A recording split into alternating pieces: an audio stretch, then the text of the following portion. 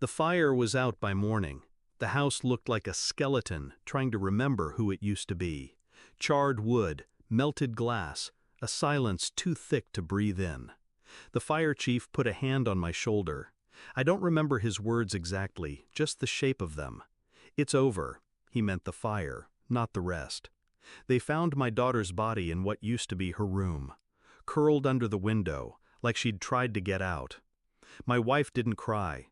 She blamed my old wiring.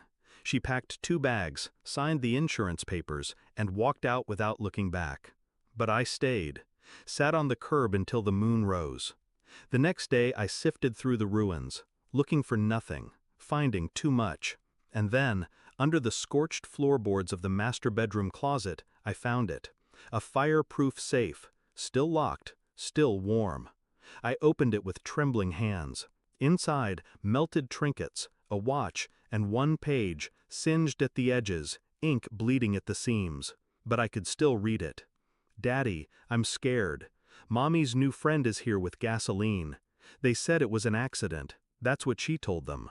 Old house, bad circuits, no foul play. I believed her, at first, because I had to. Because the only thing worse than losing your daughter is learning she screamed for you while someone poured fuel at her feet. My wife had never mentioned a friend.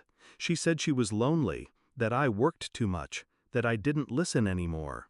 But she'd never said she wasn't alone. And that page? It was her handwriting, our daughter's, tiny, careful, a confession written in fear. The words circled my mind like ash caught in a draft. Mommy's new friend. Gasoline. I didn't ask her, didn't accuse. I just started looking. I rented a motel near the ruins, not to sleep, just to stay close. I started with the fire report. Electrical, they said, but no clear point of origin. I requested a copy of the arson investigator's photos. Found something odd. Burn patterns on the hallway floor, circular, like it had been poured, not sparked. I found the insurance claim. She'd filed it the same day, 7 hours after the flames died. Hours before they confirmed my daughter's death. Grief doesn't move that fast. Neither do claims. I checked her phone records.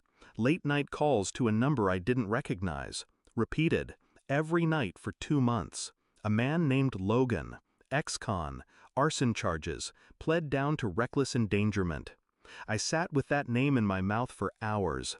Then I checked her bank account. She'd transferred $12,000 to him 3 days before the fire. I didn't confront her. I didn't scream.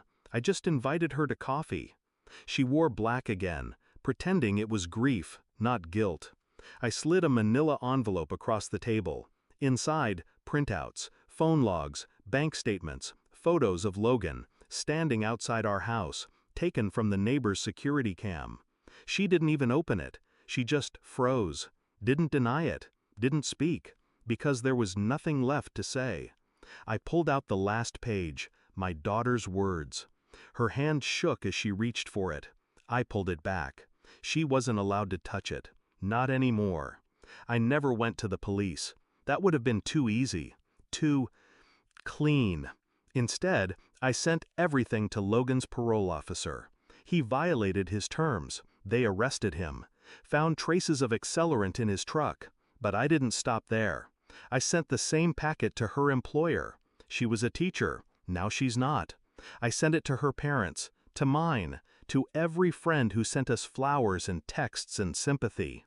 And then I bought a plot next to my daughter. Placed the diary page in a laminated frame. Buried it with her. Proof that I believed her. Then I disappeared.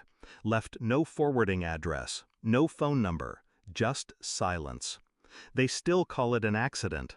The fire, the death, the marriage. But I know better. I live in a small town now. Quiet, cold, perfect. I don't dream anymore. I wake before the sun, sit with my coffee, feel the weight of her voice between my ribs. Mommy's new friend. Not a hallucination, not grief, testimony. The truth came in ash and ink, and she spoke from it. I couldn't save her, but I made them burn in their own way. People ask if I ever talk to my wife. I tell them, She died in that fire too. And she did. Just not the way she thinks.